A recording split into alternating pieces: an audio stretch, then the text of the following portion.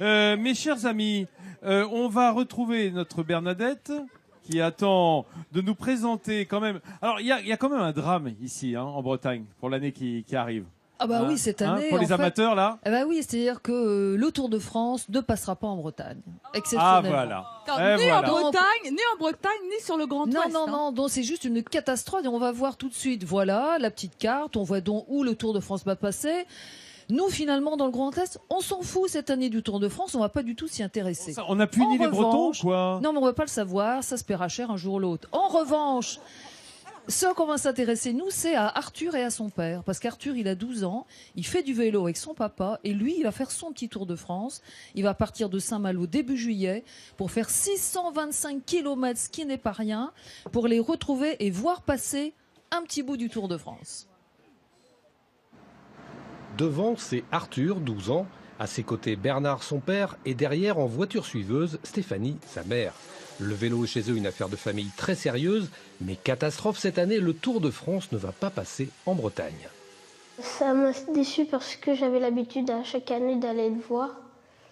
Et donc je voulais absolument le voir. Et donc je voudrais y aller à Bergerac pour aller le voir. Mais bien sûr, et tant qu'à faire, le fils et le père vont aller jusqu'en Dordogne, tout simplement à vélo. 625 km en 6 étapes, rien que ça. Et là, une préparation s'impose sous contrôle médical. L'entraînement avec papa, la diététique avec maman. Il faut qu'il s'habitue à manger le matin du jambon, parfois, des fois du poulet. Vers 13h, il est obligé de manger des pâtes, mais voilà, des sucres lents en fait. Mais ça ne le dérange pas plus que ça, il s'est habitué. On s'est aperçu qu'il fallait quand même imposer quelques règles parce que 625 km, c'était pas facile, c'était pas évident à son âge. Donc voilà, on a fédéré la famille et on s'aperçoit que maintenant ça fédère beaucoup plus de monde et voilà, les ça amis, va être une la famille, belle aventure. tout le monde, ouais. On a hâte d'y être. Des règles bien acceptées par Arthur, tout à son aventure, et pas vraiment anxieux au sujet de sa future promenade. On va pas aller super vite pendant les 625 km parce que sinon on sera tout de suite cramé.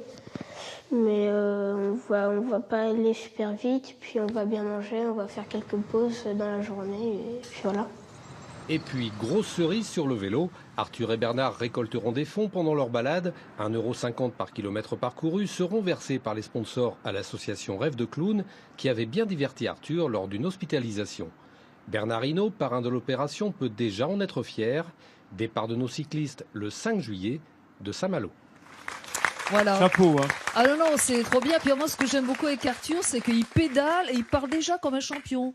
Dis non, puis on va pas faire ci, sinon on va être cramé. Moi, je vais le suivre. Il est incroyable, cet Arthur. Incroyable. Je rappelle qu'on a avec nous Anne femme. Kéméré, aventurière, qui pédale avec ses bras puisque son sport c'est le kayak. Non mais faut le rappeler. Non, dit comme ça, c'est vrai pas que loin, c'est bien, c'est sympa. Non, moi j'avais juste une idée comme ça parce que je trouve ça absolument génial. Et je me disais, ce gamin-là, puisque peut-être qu'il va nous entendre, mais je vois qu'il y a eu une carte de son parcours.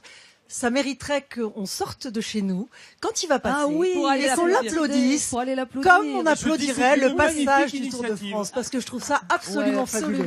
Ouais. Il mérite la haie d'honneur, sauf qu'il n'y aura pas les camions de la caravane devant pour distribuer les porte-clés et autres t-shirts. C'est pas grave, il y aura le sourire et il y aura la motivation.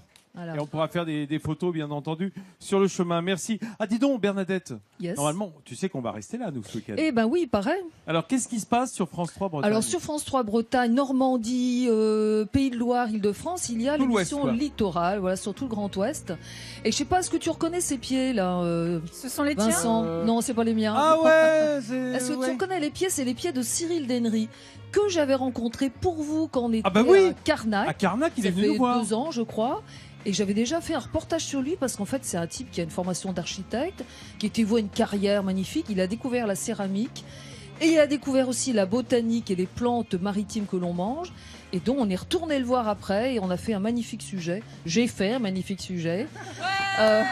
Bravo Bernadette. Non mais il faut faire dans l'autopromo, sinon on s'en sert jamais. Donc c'est dans Littoral, ce week-end. Voilà, on verra les horaires. Vous pouvez taper Littoral, France 3, vous trouvez tout ça. On sera tous devant nos écrans, n'est-ce pas, les Pérosiens? Ah oui, ah oui. Merci Bernadette.